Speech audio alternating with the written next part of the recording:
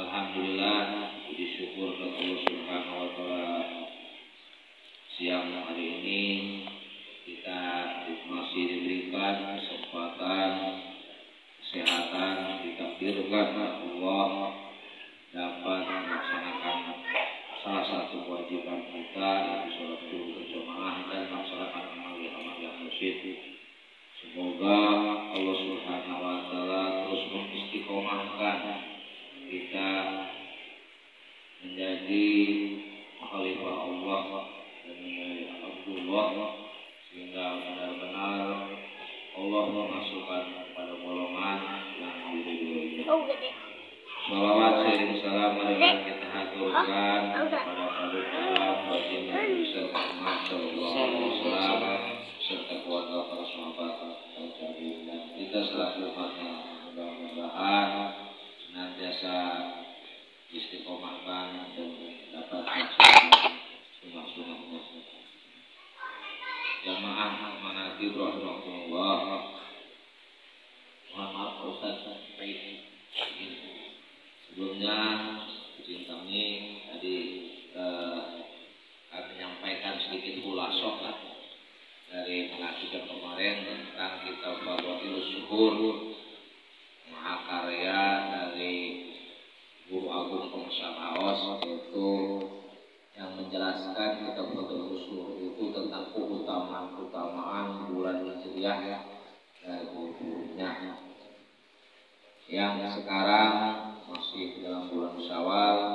Sebagaimana dijelaskan dari kemarin, saya mengulas kembali. Mohon maaf saya apabila ada salah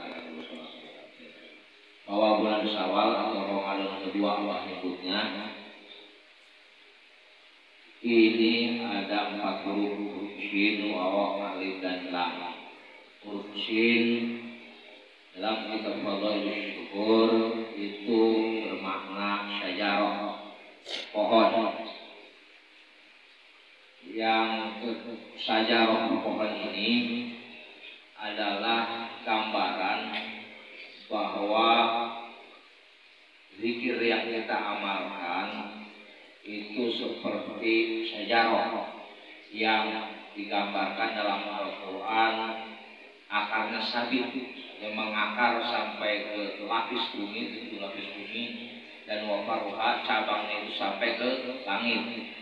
Artinya zikir kita itu tidak hanya sekedar lisan, tidak hanya sekedar basah dalam lisan, tapi harus menembus lapis bumi, menembus lapis 7 latifah itu harus terisi, sehingga zikir kita tidak hanya dirasakan untuk diri kita, tetapi menaungi keluarga kita, saudara-saudara kita.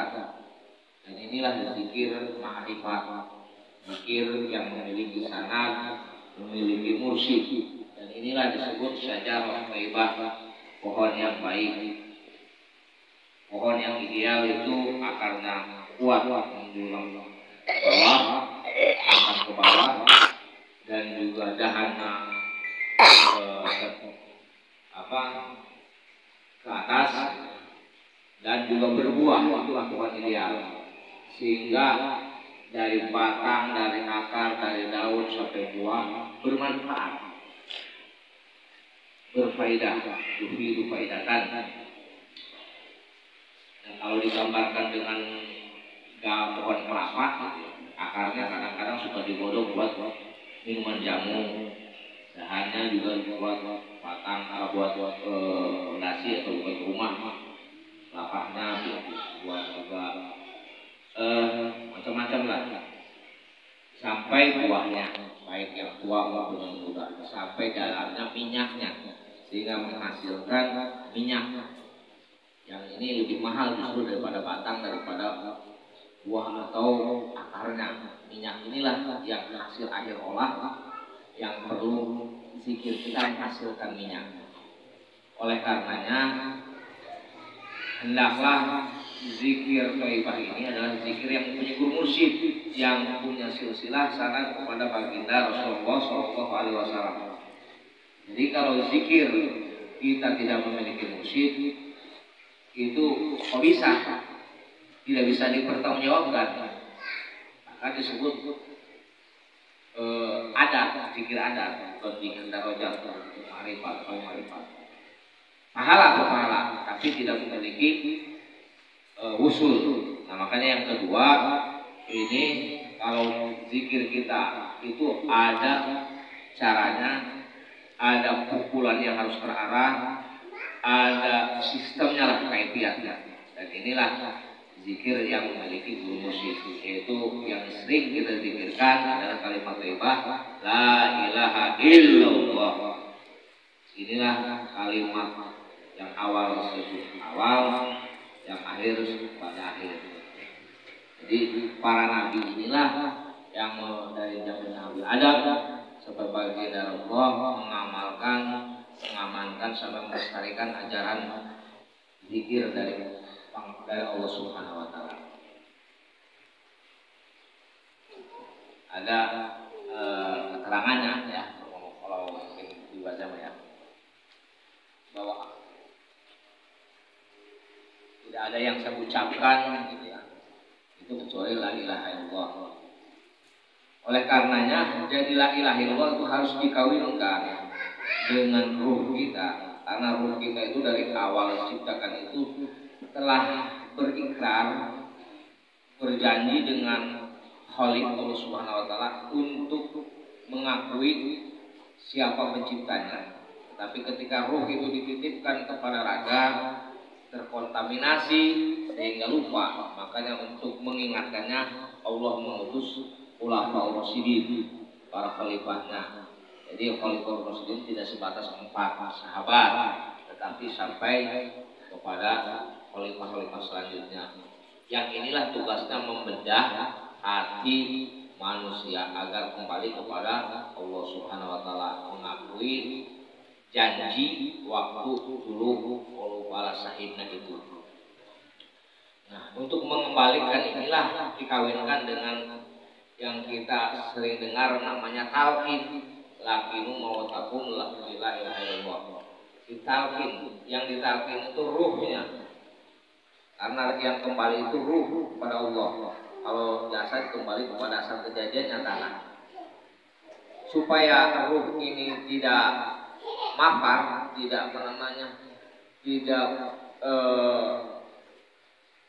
tidak layangan, tidak melayang untuk bisa kembali ke tempat asalnya, maka ruh ini harus dibersihkan.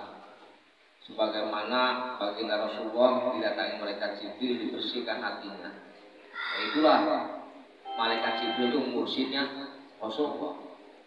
Jadi di dalam thariqah itu, di dalam ini kita harus bisa usul. Untuk syarat usul, salah satunya harus punya gaib. Gaib itu penunjuk arah, apa jalan. Ya, Al-Quran Allah menciptakan pedomannya, sunnahnya, harus ada yang membuka itu. Nah, itulah yang mengarahkan guru agung kita Ustaz Haos ya, kalau dalam thariqah dan Sebandiah. Ini kenapa binatang saja ada pawangnya, gitu ya. Apalagi hati kita juga harus ada yang menunjukkan. Karena hati itu panglimanya di dalam tubuh. Apabila hatinya baik, maka seluruh amalannya, anggota tubuhnya ikut baik. Nah, hati inilah komando pusat sinyal untuk bisa kontak komunikasi dengan sinyal yang maha besar itu Allah Subhanahu wa taala. Inilah agar hati kita bisa baik, maka salah satunya gerbang pertamanya ditalqin agar memiliki kalimat thayyibah. Ibaratkan kalau kita menanam singkong, pohon singkong, kalau ditanam dengan baik itu akan berbuah. Tetapi singkong kalau dilempar jadi tetapi tidak berbuah. Begitu pula zikir kalau hanya tidak ditanamkan oleh ahlinya tidak berbuah. Oleh karenanya perlu untuk supaya berbuahnya bagus, dipupuk, disiram, diamaliahkan, dan inilah adanya amaliyah mursyid seperti manakiban, khotaman, tawasul, dan sering berkumpulnya dengan para pecinta suci jiwa, dan duduk bersama sumpah dengan mengesah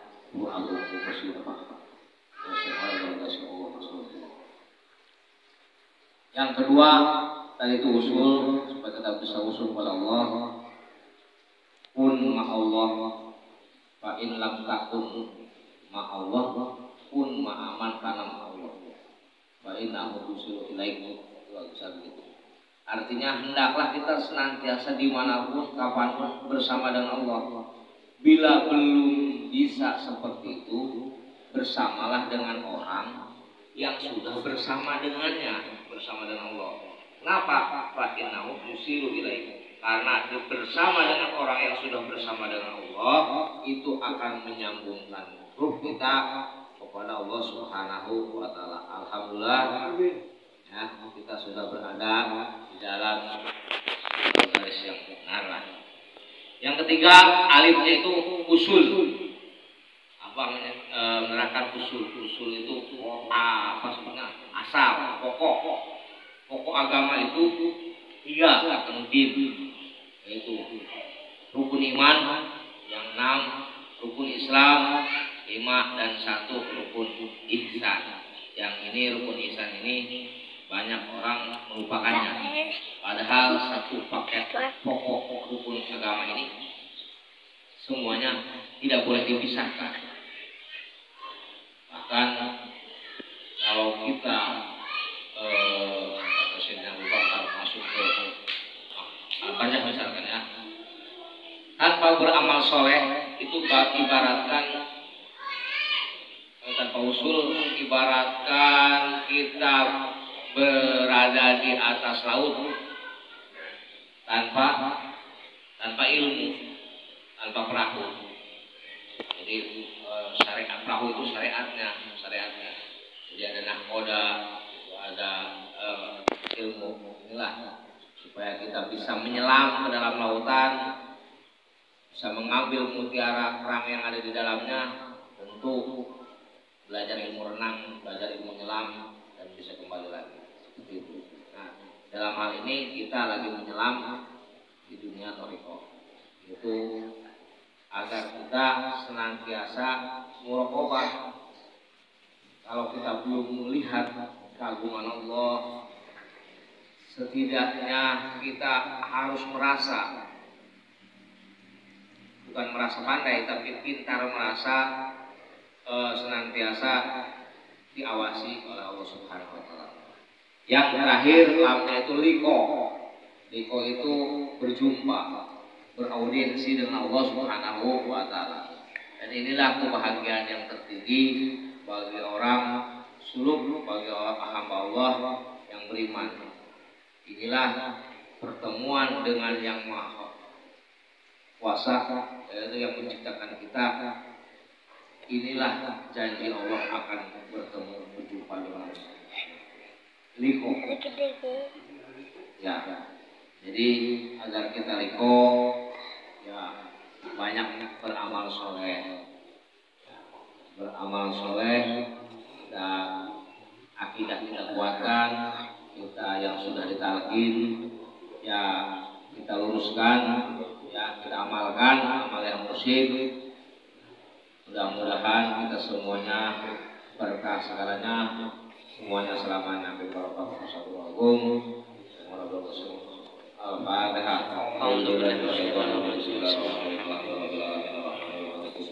Ya Muhammad wa ya